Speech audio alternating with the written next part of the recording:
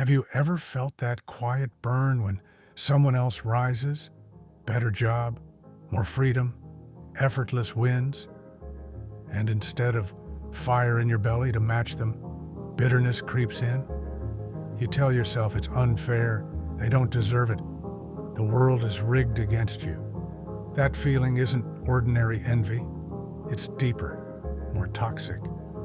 Friedrich Nietzsche named it ressentiment, the psychology of resentment that festers when powerlessness turns rage inward. On the Genealogy of Morals, Nietzsche traces its roots. Long ago, he says, there were two ways of valuing the world. The strong, the nobles, the masters, lived by a simple affirmation.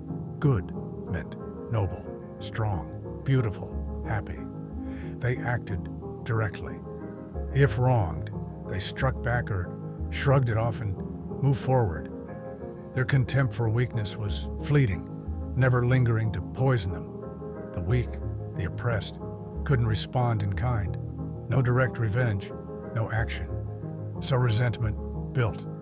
It didn't fade. It became creative. Nietzsche writes, the slave revolt in morality begins when resentment itself becomes creative and gives birth to values. The resentiment of natures that are denied the true reaction, that of deeds, and compensate themselves with an imaginary revenge. That's the key. Unable to act, the powerless flip the script. Strength turns evil. Pride becomes sin. Humility, meekness, suffering, these become good. The masters aren't just stronger, they're immoral, greedy, damned. The weak become the virtuous, the blessed, the ones who will inherit the kingdom. It's psychological genius, imaginary revenge through redefining everything. This isn't dusty history. It lives in us now. Scroll social media and see the outrage. Someone succeeds, and the response is to brand them toxic, privileged, evil. It's resentiment disguised as justice. It feels righteous, but Nietzsche saw it as anti-life. The soul squints, he said. It loves hiding places, secret paths, back doors. The resentful aren't honest with themselves. They project outward to dodge their own weakness. Recognize this in yourself and the world, and you've taken a first real step. Resentment explains so much. Why blame shifts endlessly. Why victimhood feels safer than action. But understanding its birth reveals the trap. It's reactive, not creative, in the way that builds strength. In the next part, we'll look at how it operates today. The signs in your mind, the mechanisms that keep it alive, and why it erodes everything it touches. For now, ask, is there a bitterness in me that's quietly killing my potential? See it clearly. That's where freedom starts, building from where we left off. Resentment as the poison born when the powerless can't strike back. Let's go inside it. How does this toxin actually operate? What are the telltale signs? Nietzsche doesn't just name it. He dissects its psychology on the Genealogy of Morals, showing how it turns weakness into a weapon while destroying the wielder. Mechanically, it's a defense. Powerlessness breeds envy. You see the strong thrive, feel dwarfed. Direct confrontation? Not possible. So the mind reacts. They're not better. They're evil. This inversion is everything. Resentment needs an external enemy to exist. Its action is always reaction. Nietzsche contrasts it with the noble. They affirm themselves first, spontaneously. Their bad is just a pale afterthought. But for the resentful, everything starts with no. No to the outside, no to the different. That negation becomes creative, birthing values that justify stagnation. Signs you're in its grip? Chronic blame. It's always the system's fault, never your inaction. Moral grandstanding, using virtue to mask spite. Passive aggression, dressed as concern. Schadenfreude, quiet joy when the successful fall. In relationships, it's guilt tripping. After all, I've sacrificed. Collectively, it's mobs demonizing achievement under equality banners. Machiavelli would recognize it. Weakness weaponized through flattery of virtues. Psychologically, it corrodes. It breeds bad conscience, self-torment, guilt invented from internalized rage. Rumination loops. Depression deepens. Growth halts. You stay reactive, resenting the world instead of shaping it. Nietzsche called the resentful soul dishonest with itself. It squints, hides, waits for secret revenge. Modern examples surround us. Outrage culture that vents without building. It feels cathartic, but it's slave morality, demonizing without creating. The danger? It spreads, turns people into herd animals, conforming to fake values that crush greatness. In your life, it keeps you small, stewing over risks others take. Spotting these mechanisms gives power. When resentment rises, pause. Is this productive anger or just festering reaction? Redirecting that energy is the path out.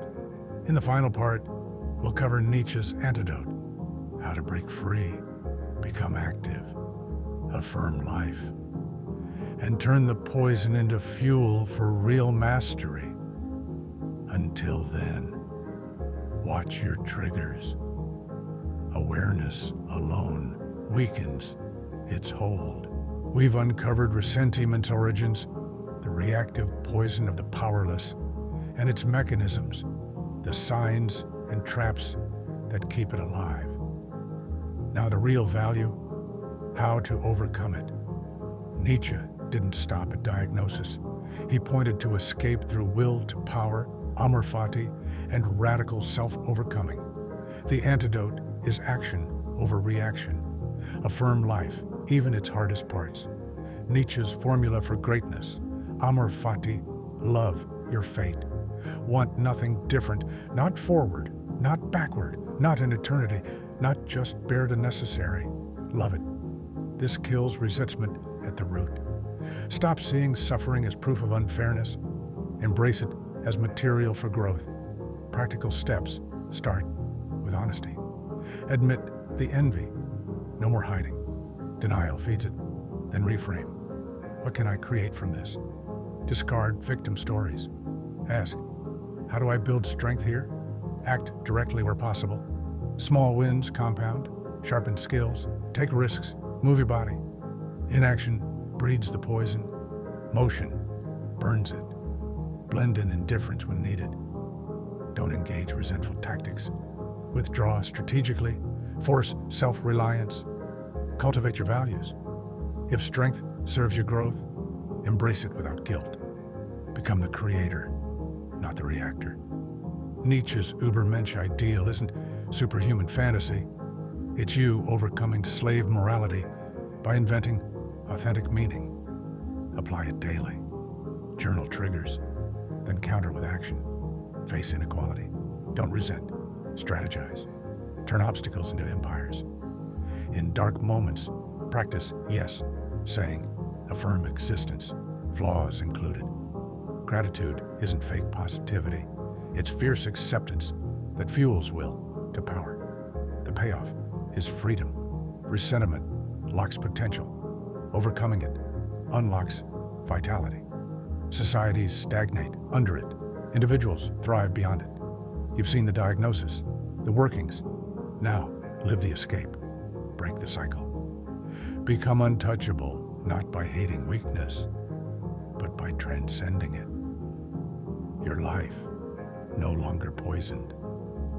Affirm it all. We've explored the origins of ressentiment, the reactive poison of the powerless, and its inner workings, the blame, inversion, and festering that turn weakness into a twisted virtue. Now let's bring it into the present. Nietzsche warned that this psychology doesn't stay buried in history. It mutates, spreads, and drives entire eras. In our time, it's everywhere, disguised as justice, equality, or moral outrage. But at its core, it's the same old slave morality, weaponizing resentment against life itself. Look at social media. A celebrity posts their success. A billionaire announces a win. And the comments flood with venom. They got lucky. It's rigged. They're evil. It's not critique. It's schadenfreude, mixed with moral superiority. The resentful don't compete. They condemn. Nietzsche described the man of ressentiment as one whose soul squints, loving secret paths and back doors. Online, those back doors are anonymous threads and viral pylons. Hating feels like power when real power is out of reach. It's imaginary revenge, exactly as he said. The powerless compensate with fantasies of downfall. Politically, it's the same dynamic. Populism on all sides thrives on it. Left or right doesn't matter. The narrative is always they, the elite, the privileged, the system, are to blame for our suffering. Slogans promise revenge through tearing down rather than building up. Nietzsche saw this inversion. What was once noble, strength, ambition, self-assertion, becomes greedy or toxic. The herd morality elevates victimhood as virtue, while achievement gets labeled oppression. It's the slave revolt, updated for the digital age, values born from envy, not affirmation. Psychologically, the damage runs deep. Chronic ressentiment erodes mental health. It keeps people in rumination loops. Endless blame without resolution. Modern therapy echoes Nietzsche here. Unresolved resentment fuels depression, anxiety, narcissism. When you can't act directly, aggression turns inward, bad conscience, or outward in passive ways. Guilt, tripping, cancel culture, crab mentality, where anyone rising gets pulled down. Relationships suffer too. Partners use "I've suffered more" as leverage, turning pain into control. Nietzsche didn't see this as inevitable doom. He called it a phase. Interesting because it makes humans complex, self-aware, but dangerous because it denies life. The herd animal conforms to reactive values, fearing greatness. In society, it stifles innovation, rewards mediocrity disguised as fairness. But awareness changes everything. When you spot ressentiment in the outrage mob or in your own quiet bitterness, you see the mechanism, reaction, masquerading as morality. This isn't about dismissing real injustice. Nietzsche wasn't blind to suffering. It's about refusing to let resentment define your response. Does the anger fuel creation or just destruction? In the final script of this series, we'll go further into liberation, practical ways to live beyond it, embracing will to power and amor fati to turn poison into unbreakable strength. For now, observe the world through this lens. See how much modern fury is just old ressentiment in new clothes. Spot it in others, then ruthlessly in yourself. That's the beginning of real freedom. We've diagnosed ressentiment's roots, dissected its tricks, and seen its grip on today's world. The question now is, escape. How do you actually live free of it? Nietzsche offers no easy comfort, but a fierce path. Stop reacting, start affirming, become active. Turn the energy of resentment into will to power, the drive to grow, create, overcome. First principle, amor fati, love your fate.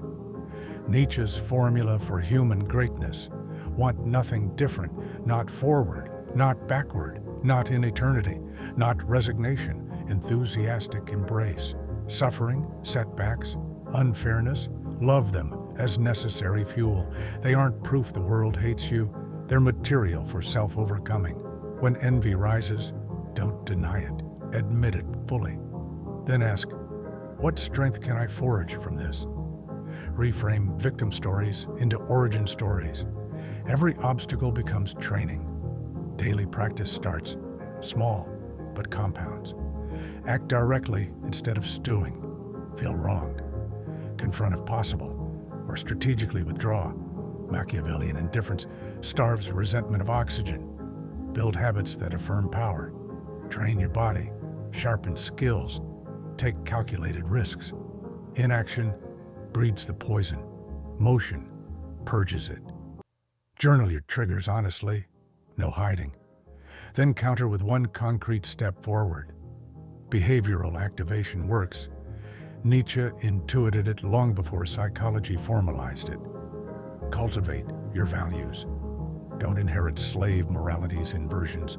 Good isn't meekness or equality at any cost. If ambition serves growth, embrace it without apology.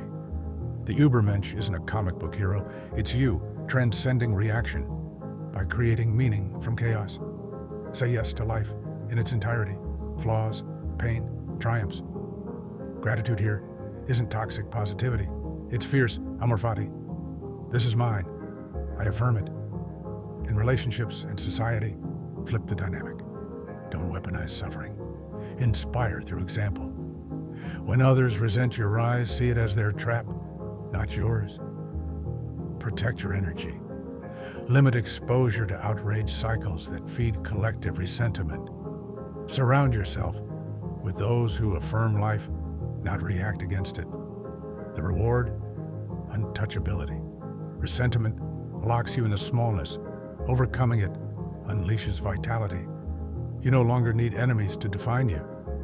Nietzsche's vision, a future where values are reevaluated beyond good and evil, beyond slave revolt. Individuals affirm, societies evolve,